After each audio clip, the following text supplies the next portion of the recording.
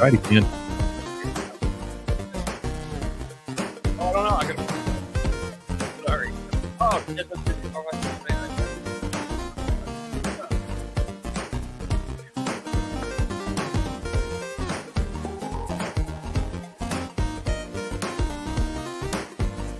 You're not doing anything. What are you talking about?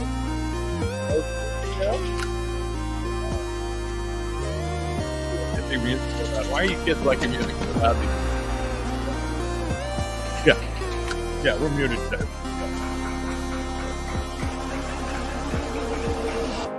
Someone in the gun.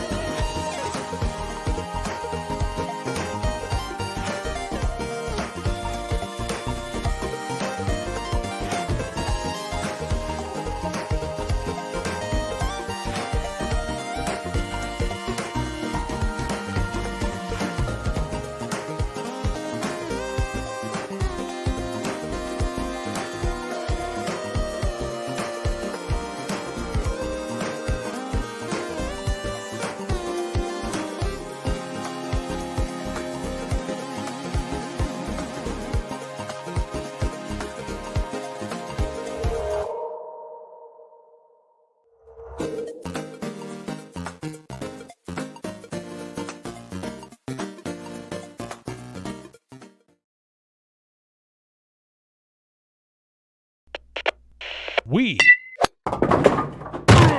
are Rogue Media Sports.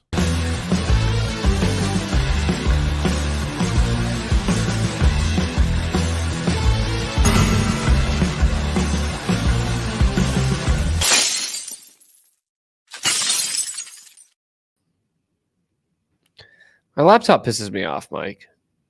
It just doesn't. I don't know. The storage is so bad. Sure. It's so bad, brother.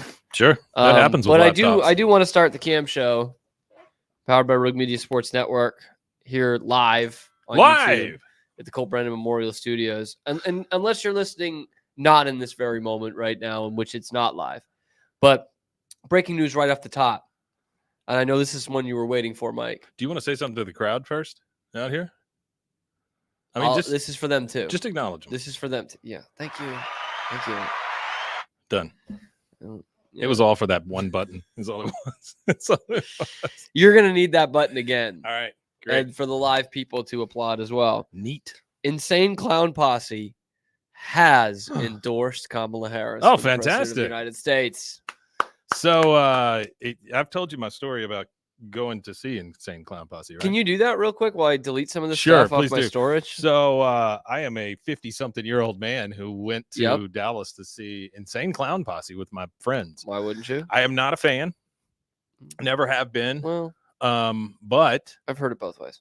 I thought, let's just go see what this is about, because I love live music, and I love I like the ones that are like, if I'm going to go see something on a bigger stage, I want a production, right? Okay. You throw Whitesnake up there, I'm done. I'm gone. Bye. See ya. I don't care. You don't want to go again on your own? No, I've already done Okay. that. Well, she doesn't look great these days. So anyway, we went to the she's got those white set eyes. We Oh, went to yikes. the Gas Monkey in Dallas. As you would. Yeah. Gas Monkey Live. Gas monkey. Had some nachos off of That funky monkey. Wait, That gassy monkey. we had some nachos off a rusty tray. And then we went in to Not see to be it. confused with Rusty Trey, The guy I went to school with. Yeah. your co-host on Bois. That's Rusty Shackelford. Rusty Trey is the one I went to elementary school with. Gotcha. Yeah, he's the kid that kept he would lock himself in the closet like once a week. Just to see how it felt. Just to play things out, scenarios, I think he's a prepper now. Good So for him. anyway, we went and huge gathering in the parking lot beforehand, Yeah. hours before the show. Almost like a tailgate. Got our faces painted by somebody in the back of a van. Nice. All right. Because you have to do that. No, you don't. Well, yeah, I felt I had to just to fit in. Yeah. And Of course. what I mean by fitting in is standing next to the guy in a full Batman suit with a big rubber phallic thing coming out. Like that. Yeah. I yeah. like that. What was he going to use that for? Dildo Batman. I don't know. Those pits, man. That's his. It's between him and his maker. But His maker. we went in. The Joker. we went in. It's silly. It's a penguin, you know it. We went in and had honestly a delightful time. I mean, it was really nice. Like The crowd was lovely. They were so helpful Really? and all this. I mean, it was great. Now we got sprayed with Faygo the whole time, and I looked like maybe I had been. Zima. Yeah, no Zima. I looked like maybe I'd been rolled under a bridge somewhere afterwards, but it was actually a good time. What makes that any different from any other day? It's just a Thursday. Welcome to the Zoo Crew. Thanks for that. Would you expect that was a Kamala crowd? I wouldn't initially think that. I but don't think that's like any kind of politician crowd. No, they're very anti-establishment. Yeah. I don't know if they've made that plain or not, but Yeah. yeah. The whole face paint thing all the time is like guys who just fall anti-establishment right in its line, own way. You know? You know? Yeah. Well, they were a gang for a while. The federal government said they were a gang. Well, speaking of Insane Clown Posse, Go for it. I did start this Red Sox documentary last night. It premiered yesterday about the comeback against the Yankees in 04.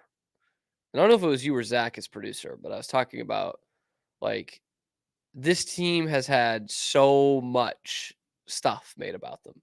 Like, what else was there to hear about this team? Is this the one with Really? the 4 pitchers up front, where they say the people that are known best in Red Sox history? No. Oh, no. okay. That It's was a different just a one. random, just one-off Okay, video by all the right. Red Sox. Not that. Is this on Netflix? It's on Netflix. Yep. Netflix. It's a 3-part documentary, so about 3 hours. By the way, Netflix, the new home of live Monday Night Raw. Yeah. How does that work? Didn't they do something before like that? I don't. I know. don't follow I don't know. wrestling. at Anyway, all. go ahead. Sorry. I watched Glow. Yeah, Glow was great. We Which I talked like. about that this morning. Yeah, And yeah. the ladies They are were all pretty- ladies. It's weird. pretty It was weird. gorgeous ladies. Gorgeous ladies. They wrestled. Some of them. Some of them had side jobs too, Yeah. and then some of them put on orange, and that was the new black. Wow. I gotta get back to this. Yeah, go for it. Mike, if you don't mind, I'm gonna get back to this. Speaking of Orange is the New Black, I did watch, Mike, this Red Sox documentary. No, but I mean the 04 Red Sox, greatest story ever told. Greatest sports story ever told, in my opinion. There is a limit on that, though. I was like, seriously, how are we gonna do this again? Like, what are we going to hear that is new? And I don't know that there's something necessarily new in this, but I like the way they approached it. So it's 3 parts, and I'm almost done with part 2, and we are not yet in the 04 ALCS, which is what this whole thing is about. And me, as the Red Sox fan, I'm okay with that. I am very okay with that. Again, have I learned something? Not necessarily, but what they've done is episode 1 is all about 2003. And then 04, like off season and regular season, is episode 2. And I am big into that because the 03 Red Sox do not get talked about enough. They are one of the most intriguing teams in the history of the franchise. And now gets, obviously, in retrospect, even more intriguing by the fact that they won the World Series the next year and had this great story the next year. But 03 is often not talked about. And when it is, it's talked about just for Game 7, Yankee Stadium, Aaron Boone home run, Grady Little sticking with Pedro. But they really go through how they built that team and how that was kind of the dry run of the Theo way, like the Theo model, which is obviously based well off the Billy Beane model. And they actually had Billy Beane in this documentary, and he's talking about how he had accepted the job with the Red Sox and was talking with Theo, who was essentially going to be the assistant GM, this 28-year-old kid. And he was like, we talked for like 3 days, like no sleep. And we were going to reinvent the wheel. Like we were going to really change baseball. And then Billy Beane's like, I couldn't end up doing it. I didn't want to be 3 time zones away from my daughter. So I told them, no, I can't do it. But you should just hire this Theo kid. Again, 28 years old to go and be the GM of the Red Sox. And they do have the owners talking in it, Werner and Henry. And they have some decent lines in there. Like they were like, we had the champagne out and ready. We were popping champagne when Billy Beane agreed to the contract. And then Barnacle's kid there, who does the documentary, asks, were you guys popping champagne when it was Theo? And they were like, no, we weren't. They were excited about it, but not nearly the same way. It was a big gamble for this ownership group, which was only they had just bought the team basically that off season. So it was a big risk to go with this 28-year-old Yale stats nerd as your GM for a major market team. And what I really love that they threw in there is everyone sees all these movies and stuff and documentaries about 04 again, and not enough about 03. But there is a documentary that followed like this group of Red Sox fans, like 8 or 10 at the end of the day, 8 or 10 different fans, maybe 6 or 8 fans through the 03 season. And it was back before you saw sports documentaries just made like every month. So it was actually a documentary like released on DVD and in select theaters in New England. It's called Still We Believe. It's on YouTube. I would love to have some of the people on that because it was a very, on the show, it's a very formative documentary for me as a kid, because that is like the peak of just like total Red Sox bitterness. And they use footage, like sound from that movie in this documentary, but the sound they use is a guy calling into EEI to bitch about Bill Miller and Kevin Millar. And it's such a good, like, it's such a deep cut. And it's this guy calling into the morning show. And he's like, I don't even know these guys. Miller, Millar. I mean, Millar, you get it. It's like a 2-month thing with Millar. You're like, please don't go to Japan. Like, it's fucking perfect. And I can picture the guy. I can still see it from the movie. They got the cameras on him in his apartment, and he's like, on the phone, on a flip phone with EEI calling into the show. And this guy, oh God, I wish I remembered his name. He might not be with us anymore, but because it was 20 years ago. But he was just like the prototypical glass half empty Red Sox fan. Like, the 8th inning, they're up 4-1 in a game, and then someone scores to make it 4-2, and he's like, "This is over. They're gonna lose. They're gonna absolutely rub our faces in it." And one of the other characters, Mike, was actually in Fever Pitch. You ever seen Fever Pitch? I don't think I have. Yeah. Dude, I Fever should. Pitch? What do I say every time, Mike? What is the one theme that I have every time that it's us on the show? Damn it! I gotta record again. Is that it? Somewhere in the middle of the show, I say, "Fuck! I should have sent you this clip." Yeah. Absolutely. And you saw me. I was diligently looking for clips today. Yeah. I was like, "Look, I actually don't think I need one," but now you do. I do. And this is going to sound really harsh, especially like as someone who is not as diehard sports. Mm-hmm.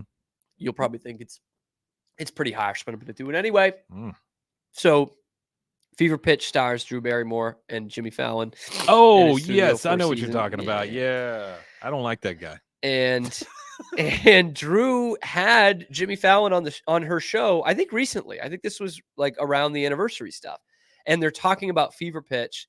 And you can just tell that Drew Barrymore, like, just literally doesn't know anything about baseball and has no interest in it, which is totally understandable. Sure. What I'm about to bitch about is really like dumb because it's holding to such a high standard. But she's like, yeah, and we did this movie about the Red Sox, and they hadn't won the World Series in 81 years. 81 years. And Jimmy Fallon, who's also not really a baseball fan, has to correct her. He's like 86 years. Oh. And I'm like, thank God, Jimmy. Thank God. But I had this thought while watching it, which is like, this is gonna sound so insanely pretentious, but like, it does kind of bug me that they don't have any tie-in to the sport or the team at all, because what Red Sox fans went through in that 04 season and what they got to experience is such a uniquely Boston Red Sox fan experience that you don't want people like on the screen trying to portray those emotions when you know what those emotions actually are. So that's super pretentious, right? Super high standard. Of course, Drew Barrymore and Jimmy Fallon are not going to feel that ever. But I just had that feeling while watching it. And that's what made me think of the 03 movie, because those were actual fans. One of the guys was like in a wheelchair and had monster tickets for a Yankee game in like June.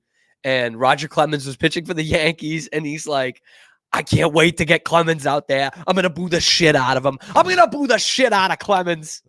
And he like gives up a couple homers and they're like going nuts, but Clemens still wins the game. And he's like, fuck, I can't believe we lost to Clemens. Like, it's the absolute zenith of like bitchy, like dyed in the wool. Every game is a war Red Sox fandom, 03-04. And so that kind of brings me to the sad part about this is like, it's just, you watch it and you're like, man, I wish baseball was still this important in Boston. It's just not.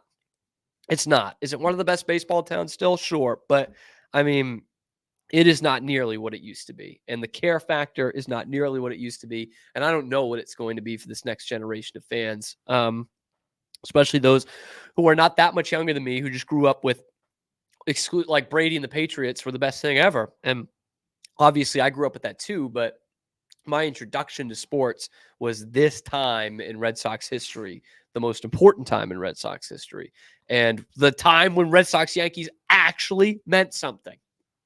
And it was 19 times a year, and every game had storylines. And every game was a war, and every game meant something. Every game was a meltdown on EEI the next day, or some complete jubilation. It's just not like that anymore. There's something to that, right? Like just that sucks. commiserating with other sad fans and Yes. people who actually have been there the entire ride. That's what I miss in football now. Yeah. Like I grew up Houston Oilers fan, and that was great because you could commiserate with those people. Yeah. Now we're in Tennessee. Who gives a shit? Nobody cares. Yeah. It's not the same community. It's not. They're all just like, oh, win, win, win. No, you don't. You don't win. So it just doesn't feel the same as it used to. And just what's amazing about the Red Sox fandom in particular is Paul Doyle Jr., by the way, the director of Still We Believe or whatever. oh yeah. I'm trying diligently to find him. I would love to bring him on.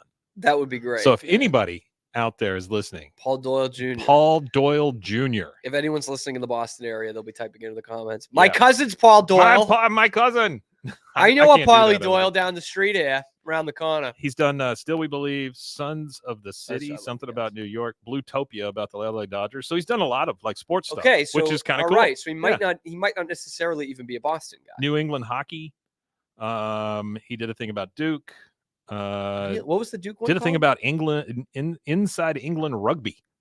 The one about Duke was called A Cut Above 100 the 100 Seasons. seasons of Duke Yeah. basketball. Mhm. I have that Yeah, DVD he did that too. one. Yeah, he did that one too. That's a little bit more straight laced, but Yeah. not from a fan. But that's cool though. I mean, I'll keep trying to reach out Let's if anybody do that, knows him. man. Seriously, Yeah, that'd be a great no, interview. because the 03 Red Sox fascinate me. Again, I'll come back to this point. Like 04 it's been talked about to death, and 03 is not, and it's really an incredible story. Cowboy up. They had a bunch of deep South guys on that team, a bunch of Southerners on that team, Millar and Nixon and Timlins from Midland.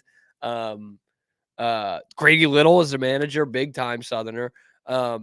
Great moment in the in this Netflix documentary, by the way. I'm glad they got Grady Little. Grady Little talks about it. Obviously, really weird reign with the Red Sox, and he obviously they go into depth about that Game 7 and leaving Pedro in the game, and it's I don't want to say it's unfair, but they do kind of drag Grady Little a little bit. Like they hold his feet to the fire. They say Theo is talking about how all season long there was kind of this back and forth about pitch counts in particular. And like Pedro, when he would go past 95 pitches, just became very ineffective at his age. And when his arm had been through 95 pitches, after that, it was bad. And he was over 100 pitches after the 7th inning. So we talk about how he doesn't get pulled in the middle of the 8th, but he shouldn't have even come out for the 8th inning. Like he's over 100 pitches. Veritek talks about it. Struggled to get out of that inning in the 7th, left a couple of guys on base, and he comes out there for the 8th, gets some more guys on base. Grady Little goes out there, 119 pitches on the night, and he rolls with them. The manager came out to the mound and said, "Nope, you got this guy." Or he asked Pedro, and Pedro said, "What am I going to say? No? Of course I'm going to say yes, I've got this guy." And Pedro's kind of hid behind Grady Little with that a little bit for years, but it's insane, man. I mean, it was the biggest sports story in America. It was this great game, great event, and one of the worst managerial decisions of all time. Even in foresight, not even in hindsight. In the moment, everyone knew this is going to end very poorly. It's Game 7, Yankee Stadium, 8th inning. You've got guys warm in the bullpen. I love that perspective. Mike Timlin was interviewed for this, and he was like, me and Alan Embry were both up in the bullpen, and we like looked at each other and we're like, I'm good to go. I'm going to stop throwing. You good? They're like, we're good. Both ready to go. And Grady Little sticks with Pedro. And they asked Grady after it, and he's like, they asked you, did you look at the pitch count? And he goes, no, I didn't look at the pitch count. I was looking at what stuff he had. And he was like getting lit up. And you're like, how is this his answer? And Henry is in there. And he's like, we were in the stands at Yankee Stadium.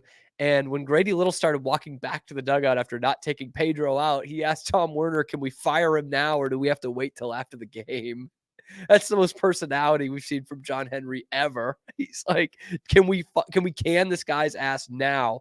And Theo was like almost bugged talking about it. He was like, yeah, I was really uncomfortable. Like I was so angry that he left Pedro in the game. And clearly there was like a disconnect all the time. Like Grady is this like kind of good old boy in baseball terms, right? Like he'd been around the game a long time. He even said, I managed from my gut.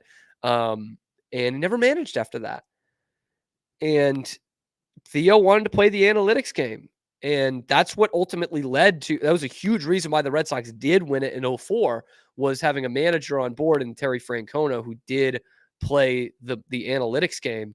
And I think Grady used in the interview, he said, it's like when my wife and I go to the beach and there's a pretty lady in a bikini. That's like analytics. It shows you a lot, but it doesn't show you everything. And I'm like, they did make out Grady Little to be this moron, which look, I don't necessarily disagree with after that decision. He's still in baseball, by the way. He's still working for the Pirates, but didn't manage after that. And there was good reason. So all that to say, I've got one more episode left. It's going to be about the actual comeback. And honestly, it's probably going to be my least favorite one just because I know it. And I love that even though there's been so much told about this 04 team, this is the first one that's like given real true context to this. And the fact that it was a couple years in the making and it was a complete change of strategy for the Red Sox. And that's how they were able to compete with the Yankees. And so I'm giving it 4 stars right now, just because I think the 03 Red Sox get disrespected and it's a huge part of the 04 story. So I'm recommending it. Or 4 out of 10? 4 out of 5. Oh, okay. All right. 4 out of 5. Okay. Honestly, after watching this next one, we'll probably bring it down to like 3.5 and be like, hey, it was well done, but I already knew the story. Still out of 5. Sure, Okay. Mike. Out of 6. Just asking. We got to talk Bruins. We've got our weekly Bruins guest, Matt Barry, coming up on the other side of this break to talk about this team and where they're headed on the Cam Show.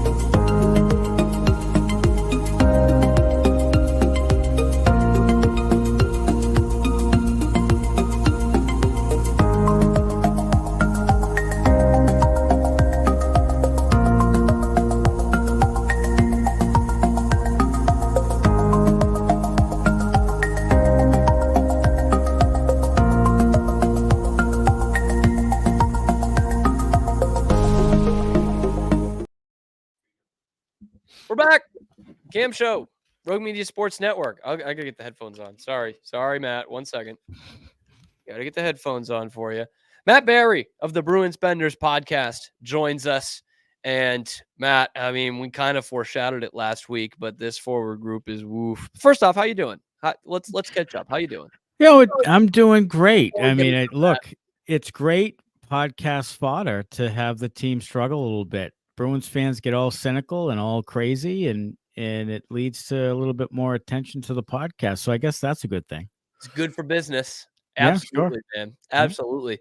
Dude, so I saw on one of these Facebook groups, every once in a while, Matt, I'll just get really bored and I'll just start something on Facebook in these groups that I'm in. And this is a Bruins one. And they had the projected lines before the game the other night against Nashville. And it was that second line, Max Jones, Charlie Coyle, and Trent Frederick. And I commented on it. I was like, this has to be the worst second line in hockey. Like, it has to be. And I've still got these Bruins fans defending it like, oh, but they're hell to play against. But, like, can we get a line that can put a shot on the net 5-on-5? Am I crazy, or does that look like the worst second line in all of hockey? Well, the hard to play against thing needs to be defined a little more, I think. I mean, they've said that. I don't know what that means. I mean, I don't know what that means. So, And I by the know way, if they can't generate any offense, to me, as an opposing coach, that's easy to play against. I can throw sure. out anyone against him. Sure. In that second period against Nashville, where they had one high danger chance in 20 minutes, like that's not hard to play against. That's not you literally had one chance to score in 20 minutes of hockey. So that's not good. Max Jones takes 2 offensive zone penalties after he didn't do much of anything, got scratched. Then they reinstate him to the second line and he takes 2 offensive zone penalties. So we could see that coming down. I mean, that's foreshadowing, to the nth degree. So I don't know. I mean, look, they're thin at the forward group. Jim Montgomery, again, shuffling it today. Zaka's back at center. Justin Brazeau's in at fourth line. They're moving Cole Koepke up to the third line, which absolutely wants me to set myself on fire because the fourth line has been so above and beyond great.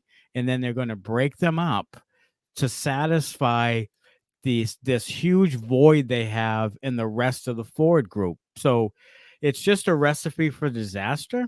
And Monty keeps changing lines every single game. There's no chemistry that's going to be made from it. He's a panicking, anxious, nervous coach right now. And you can tell that it's coming down the line soon here that the team is really sort of questioning whether or not they want to go on with him. Yeah, I was gonna say it feels like a coach who's coaching on the hot seat. Sure. Last year of his contract. We just talked a lot about Grady Little in the last segment. There's a little bit of that there. So yeah, it feels like a coach who's coaching for his job. And to be fair, this is something he's done before. And in the postseason, each year he's been the Bruins coach. It feels like the same way. Like if you're gonna be that team that's tough to play against, and you might not know the names of some of these middle six guys, but they're going to be tough to play against. I don't know, Matt. To me, that means like we got to let this play out. We're going to be a chemistry team. We're going to be a team that works like a team. And then instead, you're just throwing these guys all over the place on different lines. You were saying it last week, like, don't break up this fourth line. It's the only good thing you got right now. Don't punish that line by mixing it up and try to fill the other holes on your team. And here we go. Third week of the season. This is what we've got. And again, every day I'm checking these practice lines because it's a good indication, obviously, of what you're going to see in the game. And it's just like, what is Montgomery going to come up with next? Geeky, Zaka, Patra on the second line, Koepke, Coyle, Frederick. So then you could have on the fourth line, Beecher, Kastelic, and now Brazeau. I'll give you the floor for a second here. Is Justin Brazeau an NHL player? No.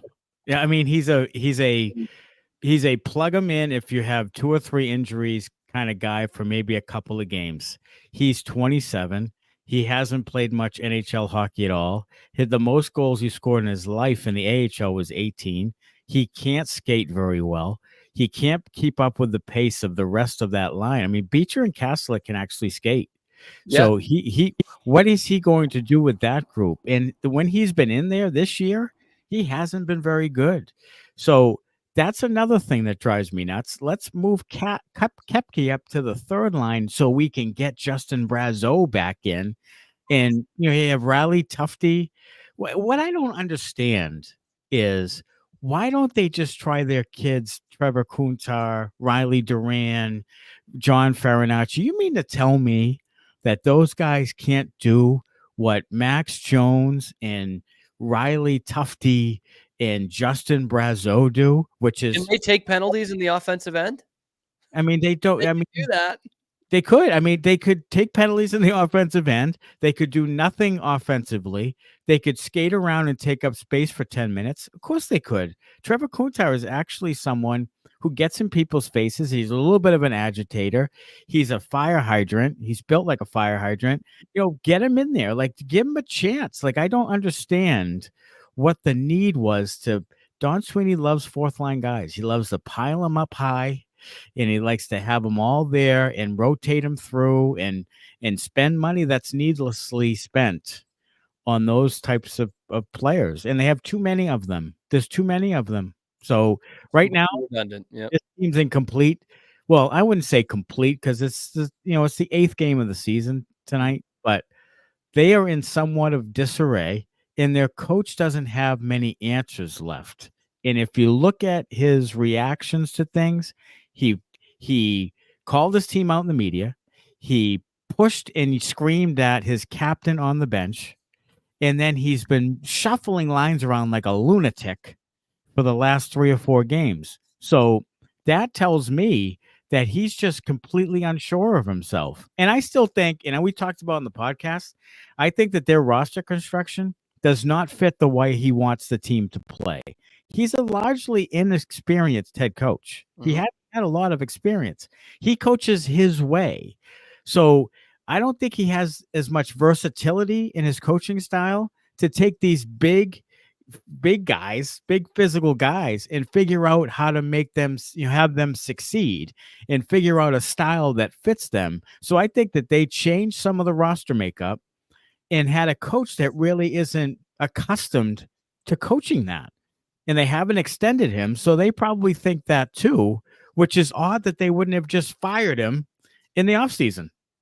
Yeah, and that is kind of actually going to lead to my next question here a little bit, because that is what I thought of when I read this tweet I'm about to read. It's like, why let the contract run out? Like, this is like Jerry Jones with the Cowboys. Like, just can the guy if you don't want him. Like, there's other guys out there. You are the Boston Bruins. Like, let's not get this twisted. And this is one of the premier jobs in the sport.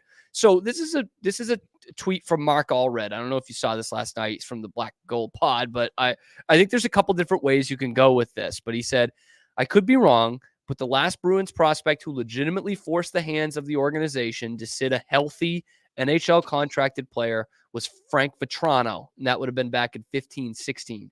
And he ends this by saying, sorry, but nobody is moving the needle like that in the AHL. He mentions Vetrano scored 30 goals in Providence. No one is moving the needle like that in the AHL for me to say, oh my God, he needs to be up with the big club. So I think there's 2 different ways to look at that. The first would be what the point that he made. Well, if it's they don't have anybody that's really moving the needle to go up there. But the way I look at it is kind of what we just talked about with the coaching standpoint. It's like, is this no, these guys don't have any spot in the NHL? Or is this the Bruins culturally, organizationally being like, no, this is a spot for a veteran, and we need a veteran presence in here. We don't just throw guys up on the big club to see if they can do anything. But it seems like right now, Matt, I mean, you got to try something. You've got to try something here pretty soon. The Bruins are pretty risk averse. Don Sweeney has been that way. And there's been times in the last few years where they didn't have a lot of room for young guys. I mean, they had a good team. They had a roster full of NHL players.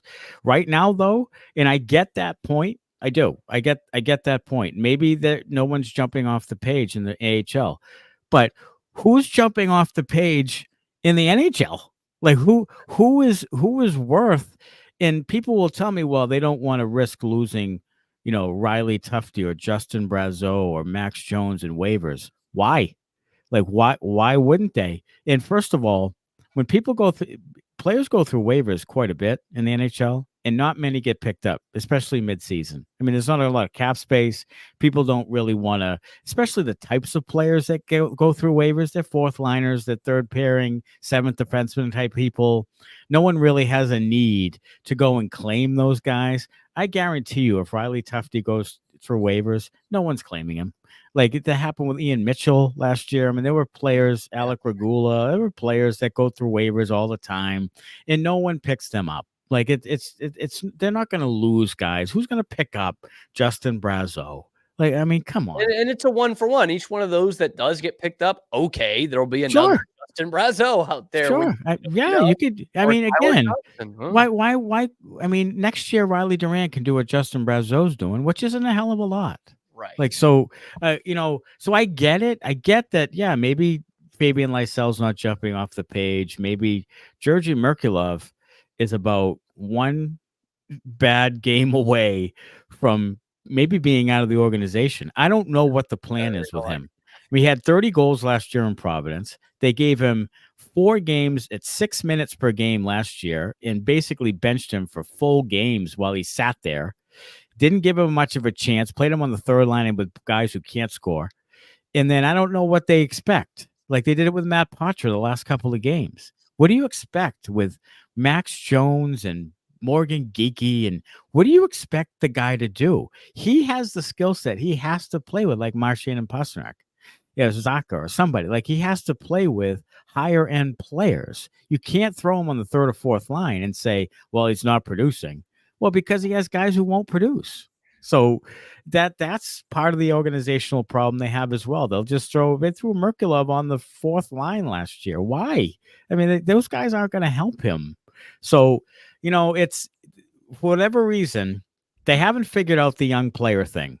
And I don't know what it is. I don't know. They're really risk averse though. And they have this feeling that even one game, you lose one game because someone made a couple of mistakes. They're doing it with Mason Lohrei today. They're scratching Mason Lohrei tonight, who has the most points in the team the last 5 games. Is one of the only guys who can break the puck out. Yeah. So they're going to scratch him for Parker Wotherspoon. So there's another guy who can't bring the puck out, is offensively challenged. They just have this really short leash. When you watch David Pastrnak take stupid penalties, you watch Brad Marchand turn the puck over inside the blue line. You watch guys, Pavel Zacha miss the wide open nets. You watch all these veterans make mistake after mistake. And a rookie makes one mistake and he's gone.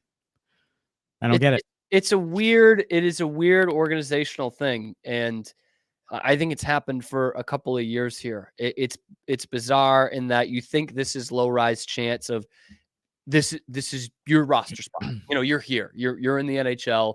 You're young. You're going to figure some things out along the way, but you're our whatever 4th defenseman, whatever you want to, label him as if you're the organization.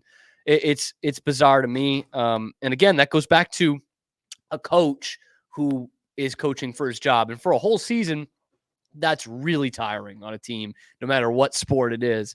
I want to talk about some of the new guys coming in, the ones they actually spent real money on, real NHLers.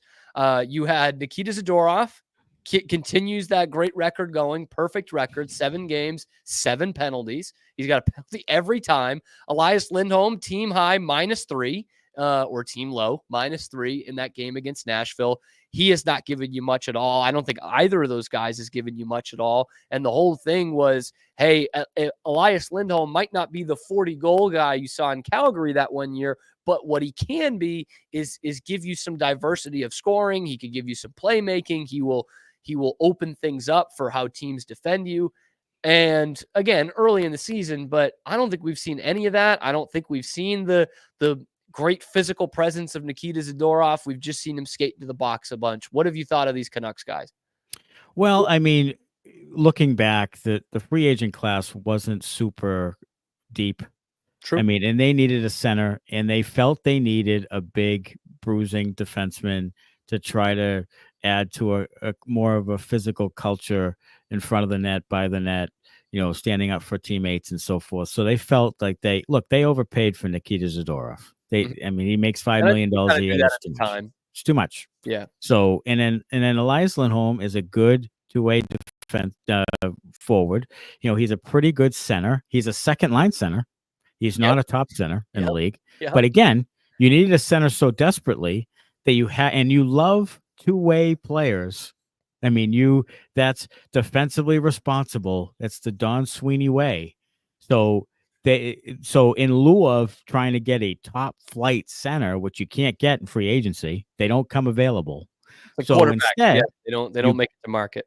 right. So instead you get Lindholm, and Lindholm is what he is. I mean, he's closer to a 45-point guy than he is an 80-point guy, which he's done once. So, look, at the end of the day, they're a flawed team.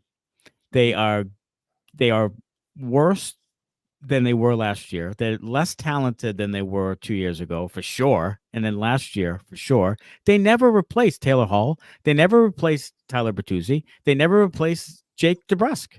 Like, all those wingers that were pretty talented have not been replaced. They've been replaced with third and fourth line guys. I mean, that's just the fact. That's facts. And I had like this sick feeling with DeBrusk because I was kind of done with DeBrusk. Like, I think a lot of Bruins fans were.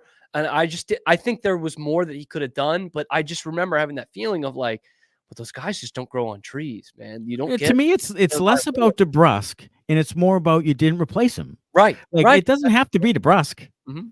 You didn't replace him. So what I really advocated for, and on the podcast we talked about it, we didn't really see a center we really loved. So go get Jake Gensel and go put him with Pastrnak and then figure the center out later. And if you have a second-rate kind of center like a Zacha or whatever, he'll produce with Gensel and Pastrnak. Like, look at 23. Yes. Essentially yes. that. Yeah. Yes. So that's what I would have done. Instead of chasing the position, which is a losing cause because you're not getting top light centers in free agency. You'll barely get them in trade. You only really get them in draft, which you can't do because you haven't had high picks. So you're kind of screwed that way. So I would go get the goal scorer. Go get the guy who could score 40 goals. And they didn't. They didn't try to get Gensel, so they get Lindholm, and this is kind of the after effect. I still think they're a good team. I still think they have good players, and I still think they'll probably make the playoffs. Mhm. But they're flawed and won't. Rangers are much better. Panthers are much better. Like, so that's even not. the Hurricanes might be. So they're not going to they're not going to win the cup. They're not going to win the East. They're not going to win the division. But I think because there's such a discrepancy between the top four and the bottom four in the Atlantic, that they'll probably still make the playoffs. But it's trending downward as we move on. Marchand's getting old, looks old, getting old. Coyle looks old, getting old. And once those guys leave, then you have to replace them. And who with? So it's going south before it goes north. Yeah. And I don't know that we can bank on that game 7 at home against Toronto. I don't know that we could necessarily. Eventually, Toronto will beat you. Toronto is better this year. If Toronto fixed their defense, Ekman Larsson is playing like Dennis Potvin. Like, they're playing great. And you're going to see him Saturday night. And, I'm getting I've always been a little bit scared of Toronto. I'm really scared of them this year. I picked them to win the division, and I think they will. So we'll see. Anyway, I don't think I'll be able to watch tonight. I get blacked out because that could be a blessing. In Dallas. Yeah, maybe. But I will be watching the post game on Inside the Rinks YouTube. That's the Bruins Benders podcast with Matt Barry and Smitty alongside. Oh, it'll be a fun one. It's been fun. It'll be a fun one. It's been fun. We just dropped an episode this morning, and there were rants, and we were totally disgusted. And at the end, we were like, boy, do we even like the Bruins anymore? Like, it was we will be back here tonight. And yes. we'll sit through it on Saturday night. I've already bought my tickets for when they go to Dallas next month, actually in a couple of weeks here, and spent a bit too much to be right by the visitors tunnel. So sure, don't tell the people on Facebook because I did buy it from a Dallas Stars fan group. They have no idea, Matt. They have no idea. Matt, thanks so much. Weekly guest, weekly Thursday guest. Yeah, looking forward to it. Podcast. Can't wait. We'll be doing the post. We'll be tuning into the post game tonight, and obviously check out the new episode too. But Matt, thank you so much. Thank you, buddy. Every week, Matt Barry, Bruins Benders podcast. We'll have him. We'll have Pete Souza coming up next.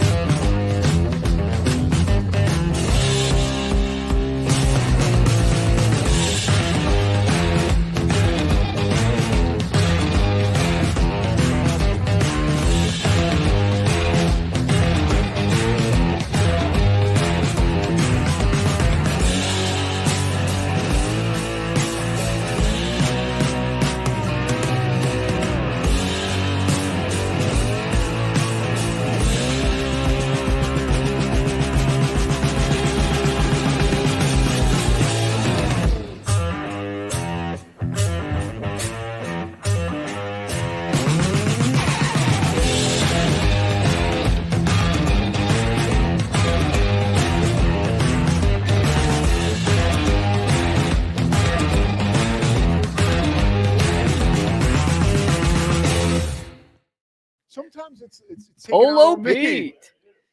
Polo Pete. Sometimes Mike takes out a frustration on me because we've been together for so long. That's not true at all. And sometimes I just have to push back a little. Mike goes through a lot. Okay. So do I. It's not that I go through a lot. I just would like a plan. All right. Well, Mike, Well, that's good. That's Just a part of going plan through a lot, is all Mike, I'm looking is for. that Well, there's Mike, very rarely a plan. Every day is a surprise. Yeah. You know? I apologize. And I don't. And here's the thing, Pete. why It's it's called not. the It's not just you. It's not you. You just happen to be the guy I asked. That's all it was. It's mostly That's all it mostly. was. But did you? Okay. I love working apologize. with you, Pete. I Of really course, do. Mike. I we have a absolutely love do. affair. Yeah. But I'm sorry. I apologize. No, you're fine. You're fine. You are way too far up, though. I know that. I'm just talking Pete's about already you. tall enough. Yeah. Hey, Pete. How you doing, man? Mike, I really am sorry. Oh, Jesus God. Now that Mike is getting closer to Pete, he's gonna apologize more vociferously in case Mike And beats he's him up. sizing me up. By the way, Mike. Yeah, it's better. It looked great yesterday. This is where we're getting at. Yeah. No, the like the one shot. I know today I did we did a lot. But the one shot looked really good. Good. Like at the desk. I know what people love. They love to hear me shout off camera. I like Alright. it. I've been told it's great. So, Mike, here's It's an great. interesting story for you. Yeah, what's up?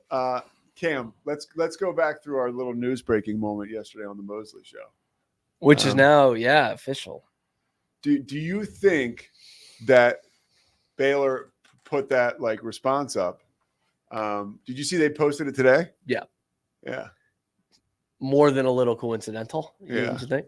I I think that was one that like they were ready to probably come out with anyway. Can you explain That this they- to me? Yes, yes. Because I saw yes. it, but I That, still don't know I exactly what we're shared talking about. something Yeah. really positive on the Yeah. Mosley Show that I had learned from sources in my life. Can I say what it is? Because I don't That's think anyone the- knows. What Yeah, it go is. ahead, go The ahead. new view. The View? the new basketball The arena nouveau. that just had its first year. The camera angle, like they had the camera at the top of the arena rather than like in Yeah. the center, so it's like you're watching it from space. It did look very nice, like and the way now that it's it is going now. to be at a regular viewing point. And So, Pete broke that news. on the Pete, Mosley Pete, Show what made them yesterday. change that? Well, I think there was a lot of work with ESPN, and I think that people weren't happy with it. And So you came back from your meeting and you laid the law down. Is well, that what you're saying? not that I learned that at my meeting, but I had heard that from a while back, and I had heard they were moving closer and closer to it, and I thought it was good news to share. When It looks Matt was nice, yeah. asking me about the Baylor basketball team. So, Cam, you looking up the tweet? Oh no, I was just scrolling through. I was just ready to get through this. So I mentioned it on. It started a little cantankerous. I'm sorry. I It was- mentioned it with was my Matt. fault. I mentioned it with Matt and Cam, and Matt tweeted it out, and it got a lot of engagement. Yeah, And Matt's the flamethrower. well, at one point, and what then they I'm call like, him. why am I talking about this on the Matt Mosley Show? Why am I not talking about it on the Pete Souza Show? Which, whatever. you break other Baylor news there. Yeah, yeah, Wild it's true. stuff. Um, Pete, did you see Kai Cenat, your guy, at Celtics leaving game. the Celtics game Yeah. with the whole get up? That kid's got just dumb money, man. he was down there with What's he, Adam. 22? He was down there with Adam Silver. That dork. Yeah. You don't like Silver? He's okay. He's a Okay. Duke guy. Nosferatu. He's exactly Nosferatu. He should be in that new movie. When does that come out? Do you know that? It's already out. That sucks. Wait, really? Yeah, it's bad. With Defoe? It's with Defoe. Oh Is Willem no, Dafoe never in it? mind. Never mind. I watched Salem's Lot. I'm sorry. I'm Oh. stupid. Yeah, I heard Salem's that Lot wasn't great. sucks. Heard it's that was pretty not bad. great. Yeah. But yeah, imagine having that kind of money and Kai Cenat being that young. That's the kind of shit you could do. No, Adam Silver said something that anyone else would say in his position, but I got bugged by it. What? Which was at the banner raising ceremony. He was like, "The Celtics are now the winningest franchise in NBA history again," and I'm like, "The LA Lakers have 12 titles, not 17." But yeah, What do you think that was? Is there a statistic behind that? A winning percentage statistic or anything? no, I mean they won 5 titles in Minneapolis. Gotcha.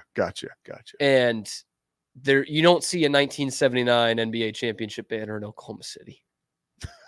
You know, you don't see that. You don't claim that. Pete, dude, we haven't even talked about the World Series yet. This has got to be your wet dream here. New York versus LA. I am pretty excited. I'm not gonna lie. I will watch. I think Like, do you want one of these teams to win though? I like LA. I do. But here's it's going to be a major. This is something you and I can relate to and talk about. It's going to be a huge moment for Joe Davis. Like, it can't get any bigger. Who's for Joe him. Davis? The play-by-play guy for Fox. Oh, sure. Yes, that's pretty big. It's the World Series. Yeah. Yeah, I mean, but it's New Is York. this the first LA. one without Buck, or was last year without Buck? Last too? year without Yeah. Buck too. Which I miss Joe Buck. you Yeah, know? dude. It's seeing these 03-04 Red Sox things in the Netflix documentary. Like that was. Is that up now? Yeah, it came out yesterday. I did the whole first segment about it. How is it? You'll really enjoy it. I think you'll really Is enjoy that a it. slap in the face, or is that like No. I'll really It's enjoy just it? all stuff I already knew. Okay. That's all. But what I was saying in the first segment, No, but Mike, just to you hear that? rehash the No, whole but show. you'll like it. Looks good on you though. No. What's that? It's. I've seen everything there is on the 04 Red Sox. Yeah. So what I love about it, it's 3 parts, so it's about 3 hours. But they parts. give like real context that isn't given in the other 04 documentaries. Like the whole first episode is about the 03 season, Nice. which is like a really interesting Red Sox season. And like kind of the Steve Jobs connect the dots afterwards thing. A lot of them is in 03.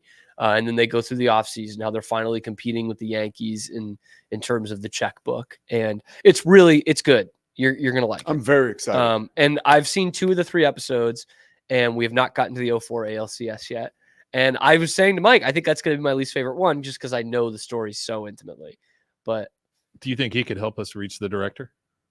oh, yeah. So this director, Pete would love this guy too. Yeah, His Paul whole- Doyle Jr. Pete. And so he's not the director of this Netflix one. Oh no, old one. That's Mike Barnacle's son. You know Mike Barnacle? Yeah, why do I know that guy? SpongeBob. Longtime writer in Boston, columnist who got caught duping some stories, being duped on some stories, Oh, really? big time. Yeah, like ended his career.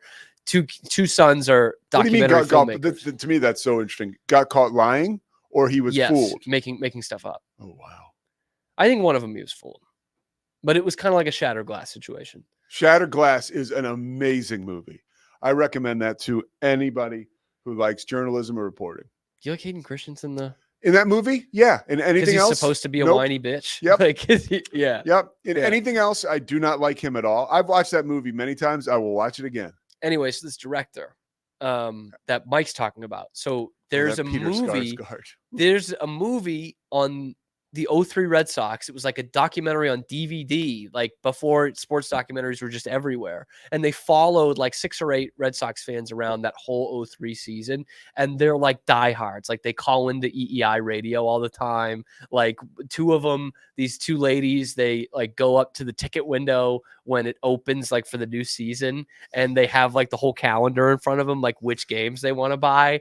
And like they're absolute sickos. And this was the peak of Red Sox sicko stuff. And so I like love that movie more than any of the other like 04 stuff. And they used sound from that in this. Oh, that's 04 awesome. In this Netflix one. And the sound is the guy calling into EEI to bitch about the team. I've already said it, but I'm going to say it again because I like doing it. But the guy's like, I don't even know who these guys are. Mila. This whole Mila thing, it's taken 2 months. Like, oh, please don't go to Japan. And it's like, it's so good that that's what they're using. And so anyway, this director also does just a bunch of sports things. Like he did one about Dodgers fans. He did one about Duke basketball, the history of Duke basketball, had a big England rugby one. So I want to get him on there. I want to see if like any of these people have died or whatever.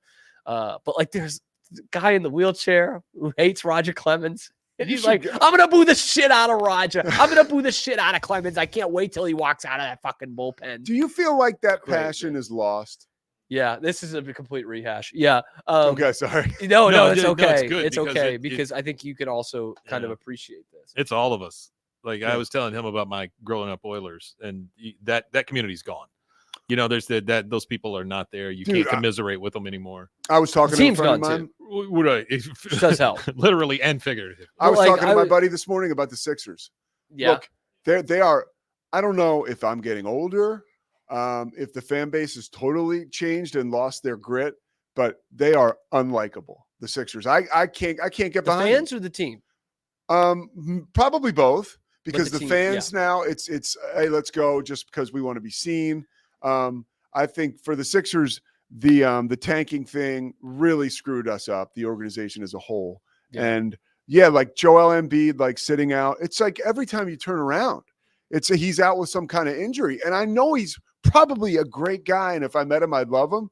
But as a fan, I am like, I'm done. And the Ben Simmons stuff, Ugh. I'm done. It was so The Fultz fumble. yeah, we and talked it's about just last it's week, just but- Fultz was at least seemed like a good kid that cared. I mean, it's just gut wrenching.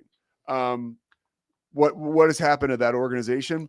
But I also feel like there's been a seismic change in the way that we view athletes and their passion and desire. And I think that's had a fallout into the fan base. Or maybe I'm just get off my lawn mode right No, now. Yeah. I think part of it also, Pete, is the way that we're shown these games or given access to these games now. All of the local stuff is pretty much gone. Mhm. You guys were talking the other Less, day yeah. about Dallas taking their stuff back, basically, and I wish every team would do that, because that would give you local flair, that would give you local spirit. That stuff is gone, and they just want to go national, one guy hero ball. That sucks. Yeah. Let's think, like that's the Thank you very much. sad I'll see part of myself out. watching these documentaries, especially this one that I'm watching now on Netflix about 04. It's like I look back on it and I'm like, damn, like the Red Sox, that's back when the Red Sox were the number one thing in town. And it's just not that way anymore. It's not even close. And it's sad. I think Boston's still a good baseball town, but like all the other teams, well, not really the Patriots, but the Celtics and the Bruins had seen a ton of success through generations, and still the Red Sox were always number one. And they never won. But it was like this intense, like chase, this obsessive chase towards this thing that had never happened in anybody's honestly, can I lifetime. tell you- And it was the biggest thing in town. Like And it that made Red Sox ALCS fans- was bigger than the Patriots setting the all-time winning streak record at the time. It made Red Sox fans likable for me, because That they won it, or just no, that they okay, wanted the it so chase. bad. Yeah. that like they weren't entitled. They really cared. They were very knowledgeable. Like, as somebody who lived in Philadelphia, I guess I could relate. The Eagles, I was gonna say Eagles Yeah. fans could be some like in any win was a big win. Like today, it's like, I mean, now you're just laughing at the Mavs for putting up a Western Conference championship banner. Or like, oh, but you didn't win shit, as in you didn't win a championship. You know what I mean? Yeah. So it's like, and part of that is different, like you said, being grateful about things, like, which I suck at. But Do you think the you're- Cubs? any big you think- time Red Sox series win or anything was a huge deal. Did the Cubs feel the same way? They probably or in Was terms that the of, same yeah, I mean, thing? probably. And I mean, the What about Cubs just- thing. So we're going to split hairs here because I'm going to defend the Red Sox a little bit. The Cubs had a drought. The Red Sox had a curse. Okay. The Red Sox they were always good and never good enough. They went Gotcha. to the World Series 4 times in between 1918 and 2004, and they went to Game 7 every time. Like, that is pure torture. Like, that is, the Cubs went a long time without winning anything, and that's also sucks. But what the Cubs will also run into is what the Red Sox are running into now is they're, or what the Red Sox have gone through 20 years now. Like, likable team. They're not the Yankees or the Dodgers, likable fan base, beautiful old ballpark, great place to visit as a tourist. And then you just get overrun with pink hats. And it's not even the fan base's fault. It just happens. And that stinks. So yeah, Pete, watch this, especially, and you would really like the I 03 can't wait. movie as well, which is on YouTube. I'll send you the link because it's all like just the best of sports, like sports talk. Oh, I radio can't wait. columns. It's so good. Yeah. Oh, Pete, 1 o'clock. I'm sick Pete of sees the show. rewatching sports documentaries. You know what I was watching the other night, and it almost brought me to tears? Once upon a time in Queens, about the Mets. The Mets one. Oh, it is so good. We should talk more sports fan stuff on your show. Not trying to put any ideas in your head. Okay, Um, we will. Pete Souza, 1 o'clock. Find him here. You can find me here. High noon Eastern tomorrow. I'll tell 11 you. Central. I'll tell you where the camera angle is going to change This guy. in Bakersfield, California, for the Bakersfield Jam coming up on my show. It's going to be adjusted in this studio before that. We'll see you here tomorrow on the Cam Show. Mike, you can end the show now.